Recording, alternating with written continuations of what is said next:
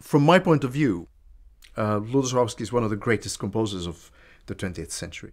He was an innovator, but also a terrific musician, and went through very different stylistic periods. And within every one of them created something of lasting value.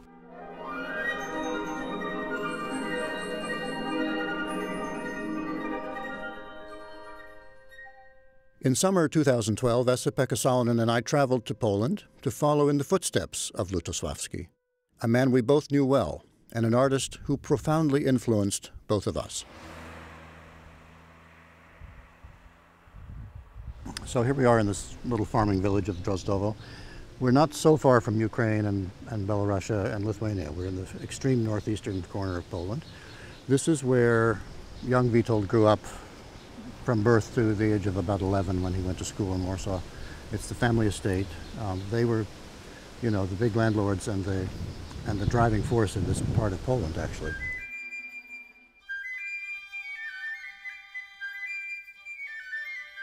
So it's amazing to be in this little church, just a few steps from the boyhood home, built by his grandfather for the village. And to imagine Witold being baptized here, practicing the organ up in this organ loft, you know, serving as an altar boy to his uncle who was the priest. It's probably spending some of his childhood in this very room. Well, Catholicism must have been a huge part of their life, at least when he was a little boy, because it's the bedrock of Polish culture, really, you know. And it's the thing that makes Poland part of Europe rather than part of Russia. And it's a cultural identity as well. It still is, in fact, quite a strong cultural identity. You know, when John Paul was II was Pope, it was a huge event in the history of this country. And of course, during the Soviet days and the Iron Curtain and all that, of course, the Catholic Church was the kind of glue that kept the society and culture together. Drozdowo, sandwiched between two empires, was inevitably caught in the middle of the wars that raged across Central Europe in the first half of the 20th century. World War I landed on the Lutosławski's doorstep when the advancing German army arrived in 1915. Because Warsaw was then occupied by Germany during the First World War, from 1915 onwards, the family and many other Polish families fled to what they felt at the time was the haven of Tsarist Russia. But of course it wasn't to be Tsarist Russia for very long. Unfortunately, Witold's father and his uncle were caught up in that and they were arrested and executed without trial. This place must have been quite intense for him in his memories, and I can understand that he didn't want to come back here much, if at all. It's also very interesting to see what an important family he was part of, and how despite the fact that they lived in this small place, they were still connected. There was a sort of political, intellectual connection with the world for generations.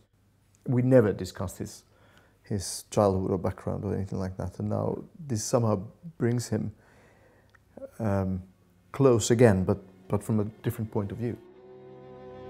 When I saw the memory plaques on the wall of the church, local church, I realized that his early childhood and youth must have been emotionally very hard, as he lost his father at the age of 5 and his uncle, and then 20 years later he loses his brother and his cousin. His early life experiences must have been so dramatic and scary that most likely he kind of develops into this very private person who has to kind of protect his innermost core of who he is, emotionally very well, in order to not to be hurt.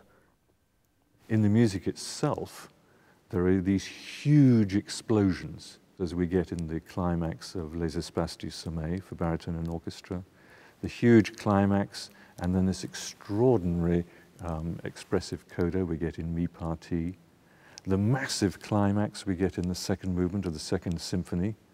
These are some of the biggest utterances we've ever had in the musical repertory.